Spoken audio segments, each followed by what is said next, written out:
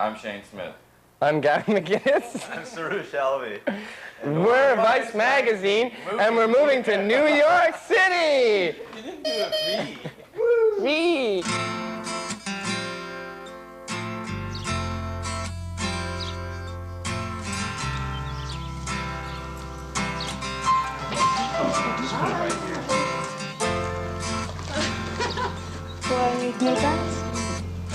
Yeah. Okay.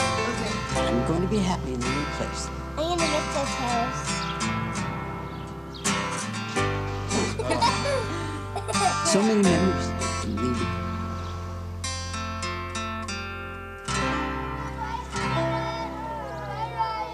We're off to a new house. Okay. Why don't you try putting that photo on top? I mean, that picture on top of the photo. You know, they always say you shouldn't get involved in business with friends. We weren't friends before we started. Gavin and Shane were, but I wasn't friends with them. We became friends through the business that we were doing together. Now I consider them to be my tightest friends. Suck it. Don't you do it. Don't you do it. Well, Gavin, Suroosh, and I have always been insanely close. I've known Shane since I was 12. I met him, I was a little bourgeois preppy kid, and him and his brother were these tough, cool downtown punk rocks, and they told me about girls and where the G-spot is and everything. And then we told Gavin about how to have sex all night. He'd never had sex. And my brother at this time was like the sexual mechanic, so he's like, the G-spot's here. I guess in a way I was a bit threatened in the beginning, but we, not for long. We're pretty hard. We've turned into not greedy or money-grubbing types, but I think we're really affected by the spirit of capitalism at this point in our lives.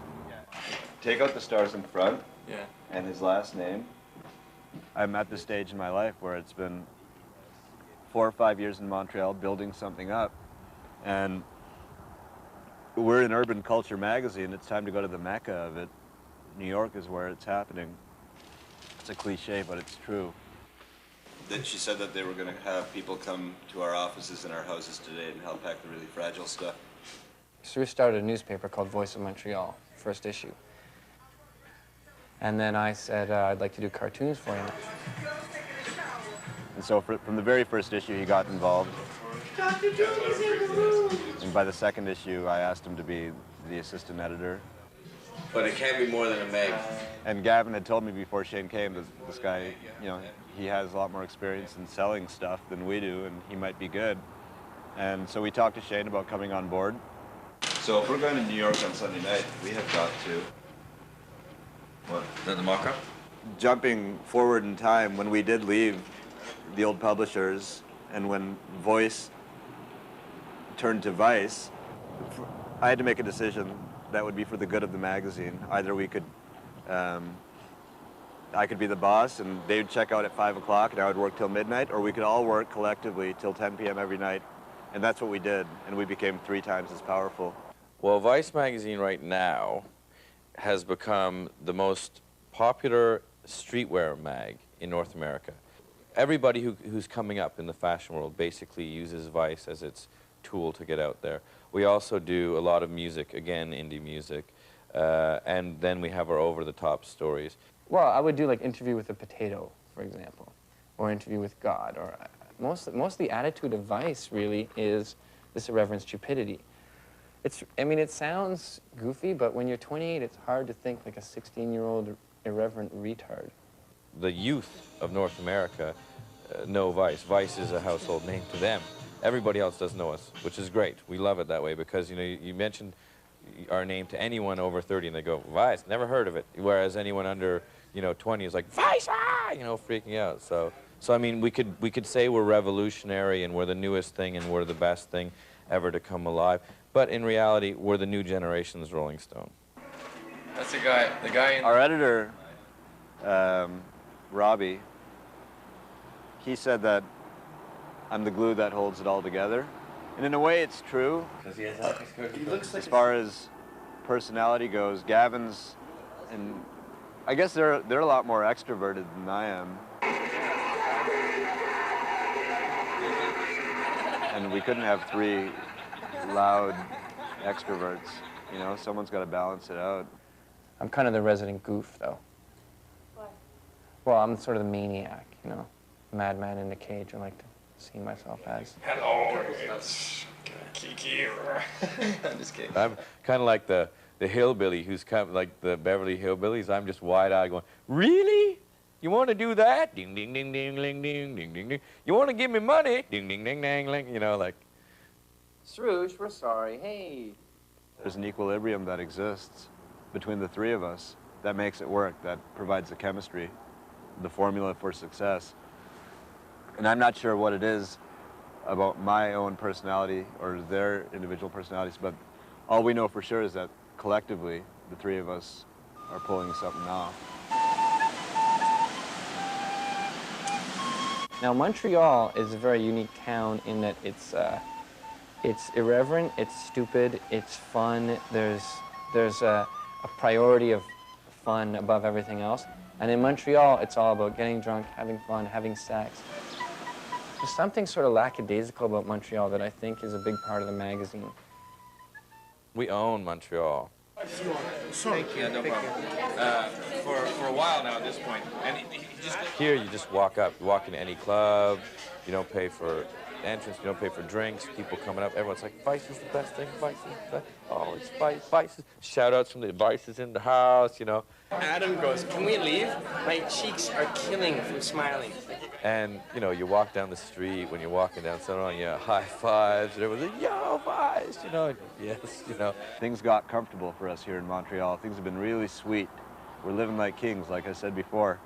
And the key to our success has always been to be the underdog, to have a struggle in front of us. Hi, I'm calling about the loft that you have listed, the one on Prince Street, just off of Hester. Is it still available? No, eh? And like we're 60,000 copies. I think there's about 30,000 in Canada now. And I don't know if there's 30,000 cool people in Canada. Like I think every cool person and their friend has one. And their friend is asking what this and this means. Hey Max, it's Gavin. I'm just calling about the loft in Brooklyn. Sorry to keep bugging you. I just want to make sure it goes down. Call me back. It's getting to the point now where being a 28-year-old freak in Montreal is hard work. But there, it's normal. I can go, everything's vegetarian. I can go to vegetarian. I can get, like, I was there 2 weeks ago. I was getting tofu McNuggets from the 7-Eleven, you know, if I was too hungry. And here you can't get vegetarian frozen food. Here we're finished.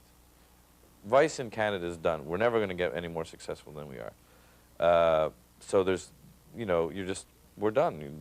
There's no challenge. New York, we're nothing. You have to start all over again. We're trying to put out this issue on the 20th, but then we have 10 days to pack up, find a place, sell all this stuff, and get down there. Bye, Montreal. Oh, isn't that cute?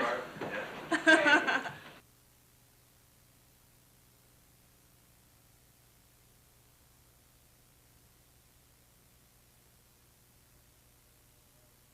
2 seconds, 2 seconds. Hi, look, this is the deal. We're moving to New York right now, and our office manager is gone, and Chris is on vacation. I'm the publisher, but I have no clue what this is all about. New York's the kind of place where if things don't go well, you can start spiraling downward very quickly. And can I ask about immigration papers? And I felt kind of being crushed because I was like, I have to have an apartment by Friday, I have to, and I couldn't get it. I put all this pressure on myself to sign a lease by Friday and realized if I'm going to sign, it's going to be $1,500 US on a tiny closet. And just said, all right, I'm going to give myself more time to do that. It's pure chaos right now. So the idea of feeling sentimental about leaving this town is just not an option.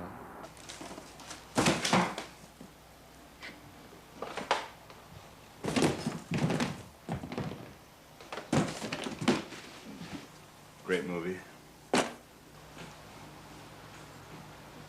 I'm scared of being poor there, or having to be poor. Or another brutal nightmare would be having to move back, coming back here with our tails between our legs. I mean, I would never do that, even if I had to. I'd move to Bavaria or something and become a potato farmer. They don't want no compliments. I mean, it's hard to convey to you, but if you're in the business, it just sort of feels that way. We're sort of sliding towards it. We're getting calls from New York saying, I'm feeling this, and LA saying, you got to send more copies here. And at the same time, we're getting calls from Calgary going, we do not want this in our store. I do not know why you're sending it here. You know, I got this call from Hamilton the other day. Apparently these kids got caught shoplifting and they had vices on them, and she was saying, you people should be shut down. Your company should be closed. And just hangs up, this angry mom. And I sort of feel like that's part of the Canadian mentality. 1,000 one-night stands wafting up.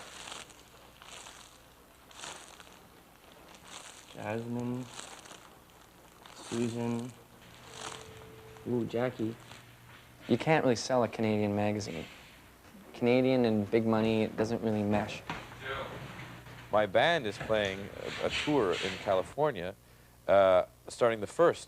So I actually have to go down to New York, make sure I have an apartment, fly back here, arrange all the move, fly to LA, play the tour, fly back to New York, and then, you know, move in. Now, isn't there a problem with you being in LA while everyone moves your stuff? They're moving, aren't they picking up everything tomorrow? Oh yeah, but it'll all be packed and ready to go. I'll just have somebody there with the keys and to move it, like I'll pay them $100 or so. All right. I never really get that excited. I mean, everyone's like, ooh, you know, are you getting excited? Are you freaking out or whatever? And no, because it just means work.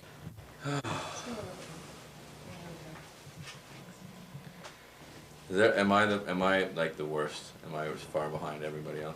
Really, everybody else is ready to go. Like, what do you get excited about work? Hey, it's Monday, 9 o'clock. You got a lot of work to do all week. Are you excited? No. But I'm gonna go to LA to play the shows, then back to New York, then to Costa Rica, then back to Toronto for a month, and this is all I can have for a month. I'll be excited when I'm there. I love New York. It's the best city in the world. And I'm not as far along as everybody else because my toilet flooded last night. And the other deal is, we've got to get rid of all this furniture. A, I don't want Paul to have it all. And B, if we could get rid of it today, it would be so much easier to deal with. What furniture is left? Everything. The couches, all that stuff in my end room. Why don't we just put the couches where we found them? Yeah, but that's a huge job. To move all those couches would take us all day. If we give them away, then we don't have to deal with them. So I put a sign out back that says, free stuff upstairs. I fall asleep with my mind racing at 3 in the morning, sleep hard for about 9 hours, and wake up exhausted after having bad dreams all night long. And it's been like that for a week. So, and I attribute it to all this stuff going on. But at the same time, we're punk rock. We're not afraid. Ça là, pas lui. Ici, il est seulement le PlayStation, puis ça, puis la télévision. Et la chaise. Hey, Josine, how are you? Oh, I'm all right, but my friends are in a bit of a predicament. But they're saying, look, this is a 12-hour job. We'd be done at 4 in the morning.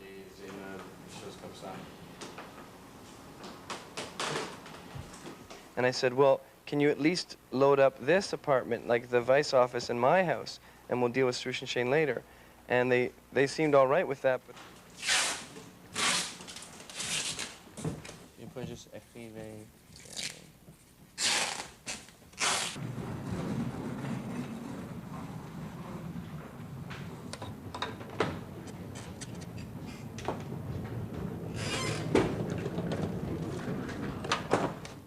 I'm kind of glad I'm leaving, really. I sort of feel like I've burnt so many bridges here.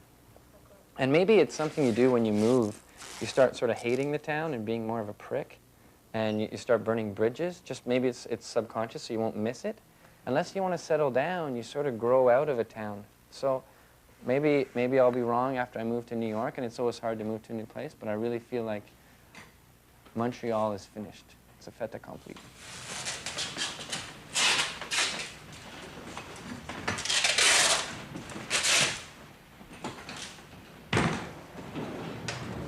hey, Suroosh, pack all your stuff. Yeah, because you're just going to slow everything down. They're already going to be working till like 5 in the morning.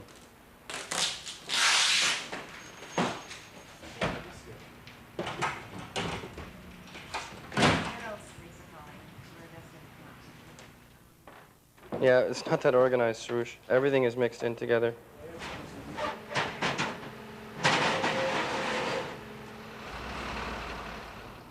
Even if we don't get apartments or an office or work papers, we'll do it illegally. We're prepared. We're going either way. Either we go home and live with our parents again, or we just throw ourselves into it and hope for the best.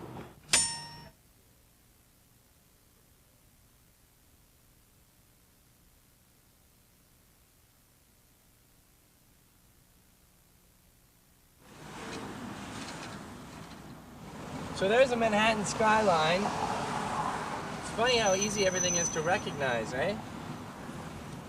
Rotten apple.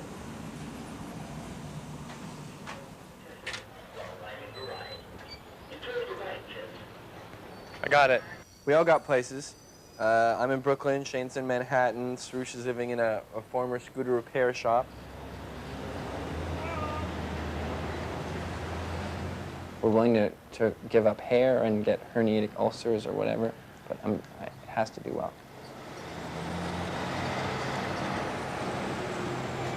The worst thing that could happen would be one of us falls ill, one of us gets sick with something more serious than a cold. Suroosh, tell me where we are. We're in my new place. We're in a disaster. We're standing on wet paint, and we're trying to remove a fluorescent bulb that fell down while we were out on wet paint. And, you know, there's signs of it already. It takes its toll. Shane's got some kind of an ulcer. Gavin had these weird, like, hives on his back, and I'm losing my hair. And yesterday, Shane was seeing stars, and, you know, we thought he was going to have to go to the hospital.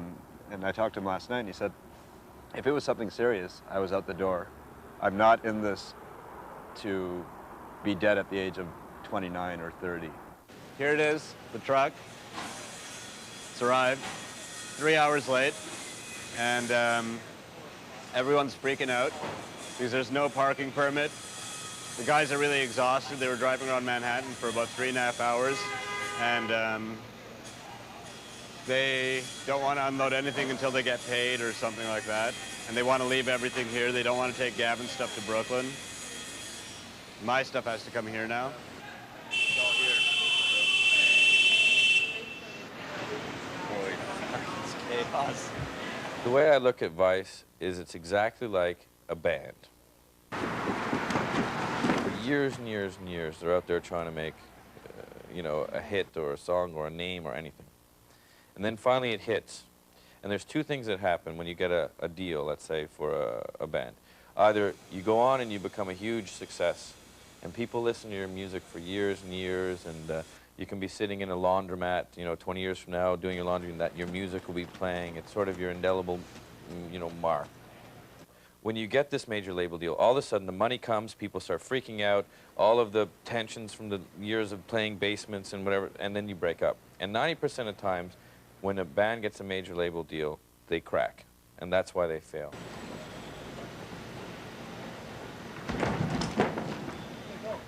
My biggest fear is that Shane's gonna leave. He wants to get to, you know, his serene existence happening a lot sooner than Gavin and I do. Hello? Hey. I'm good. Where are you right now? You're in Toronto? And when are you coming to New York? I know he's not going to leave tomorrow. I know he's going to leave when it's time for him to leave. And I just hope it's not too premature. Okay. But Shane? yeah. Where is he? He's in Toronto right now. But you realize you can't spend 24 hours a day, you know, together with someone, or it's going to destroy not only the friendship but the company and everything. And now, in fact, we're better friends because of it, because, you know, it's, again, you're not like 16 where you can spend 24 hours a day with someone with no ramifications. You know? I think we're all scared to a point that most people would be moving to a new big city. But there's no reason why it would fail. It's really, it's like graduating from university. It has to happen. It's nothing to be that concerned about.